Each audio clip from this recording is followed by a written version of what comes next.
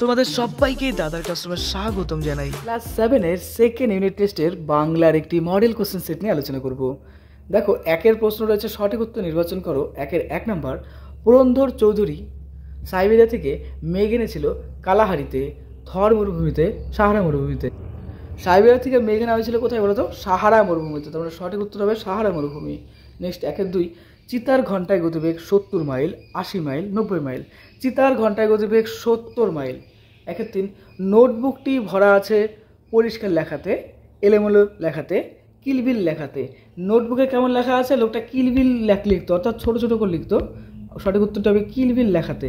Next, একের 4, ওরা ভেবেছিল মনে, ওরা বলতে কবি যাদের বুঝিয়েছেন তারা হলো শ্রমিক, শাসক শ্রেণী, দরিদ্র মানুষ। ওরা বলতে এখানে শাসক শ্রেণীকে বোঝানো হয়েছে। একের 5, কত টাকার জন্য ঘড়িওয়ালার নামে হুলিয়া বেরিয়েছিল? 5,000 টাকা, 500 টাকা, 5 টাকা। সঠিক উত্তর হবে 5,000 টাকা। চলো নেক্সট প্রশ্নে আসছে আমরা। দেখো, এখানে বলছে যে এবার আর মাকুর রক্ষা নেই, কে কি দেখে এই কথা ভেবেছিল? দেখো, উত্তর হবে কোট প্যান্টালুন পরা লোকটাকে দেখে সোনাটিয়ার এ কথা মনে হয়েছিল যে মাকুর এবার আর রক্ষা নেই। ভালো কথা শুনি যেই চটপট লিখি তাই, বক্তা কোন কোন ভালো কথা নোট বইয়ে লিখে রেখেছিলেন? উত্তর হবে, দেখো, বক্তা যে ভালো কথাগুলো লিখতো তা হলো ফড়িংয়ের কটা ঠ্যাং, আঠায় হাত দিলে কেন চটচট করে, কাতুকুতু দিলে গরু কেন ছটফট করে, আরশোলা কী খায়, ইত্যাদি ইত্যাদি। নেক্সট, দেখো, প্রকৃতিকে ধ্বংস করা একটা অপরাধ, কে কাকে কথা কখন বলেছে? উত্তর হবে এ কথা অসীমা পুরন্দর চৌধুরীকে বলেছে। অসীমা পুরন্দরের দিকে রিভলভার তোলার সময় এ কথা বলেছিল। নেক্সট, ভারতবর্ষের জাতীয় মন্ত্রটি কি কি? দেখো, উত্তর হবে ভারতবর্ষের জাতীয় মন্ত্রটি হলো বন্দে মাতরম, লেখক বঙ্কিমচন্দ্র চট্টোপাধ্যায়। তারপর দেখো, বিপরীত শব্দ লেখো, মনোহর, লুপ্ত।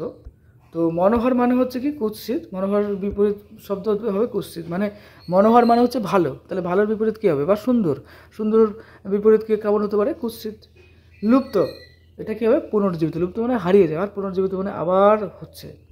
দেখো, টাকার যে আমার বড় দরকার, কে কথা বলেছিল? দেখো, এই কথা হোটেলওয়ালা বলেছিল। নেক্সট,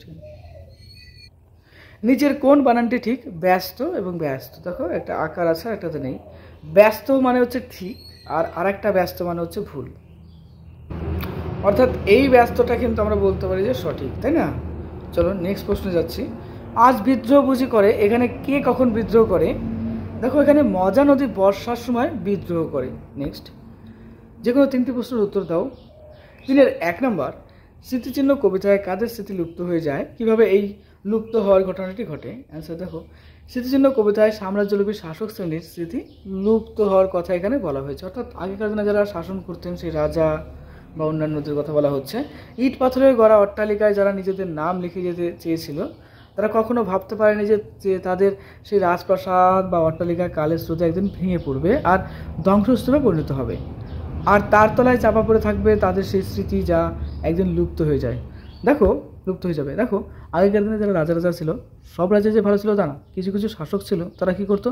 যে এত অত্যাচার করতো, বড় বড় অট্টালিকা আরও বিভিন্ন জিনিস বানাতো, ভাবতো যে তাদের নাম চিরকাল থেকে যাবে। কিন্তু কালের স্রোতে কারো নামই থাকলো না। শুধুমাত্র তাদের যে কর্ম, তারা যদি ভালো কর্ম থাকে সেটা থাকবে নাম, আর যদি তারা খারাপ কাজ করে থাকে তাহলে সেই খারাপ কাজগুলোই কিন্তু থেকে যাবে।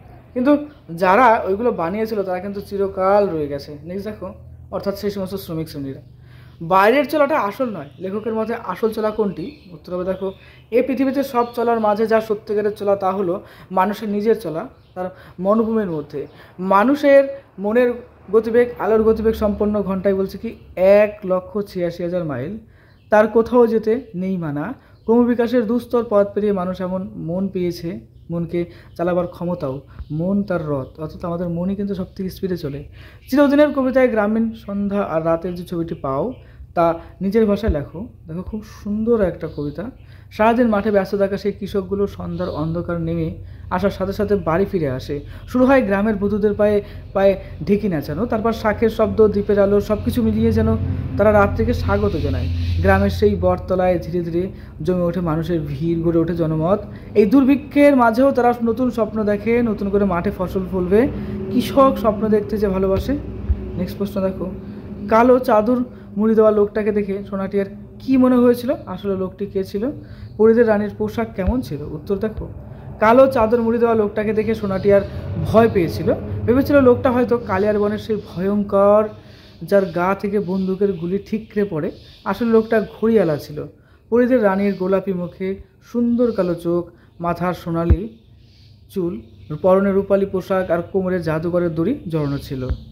নেক্সট দেখো, নিচের প্রশ্নের উত্তর দাও। 5 নম্বর রয়েছে, পরিবেশ রক্ষায় ছাত্রছাত্রীদের ভূমিকা সম্পর্কে একটি প্রবন্ধ রচনা করতে হবে, অর্থাৎ আমাদের এক্ষেত্রে একটা রচনা লিখতে লাগবে। তো তোমাদের বইয়ের প্রশ্ন অবশ্যই ফলো করবে, one of the most important প্রশ্নের মধ্যে এটা পড়ে। ওকে, এই দেখো।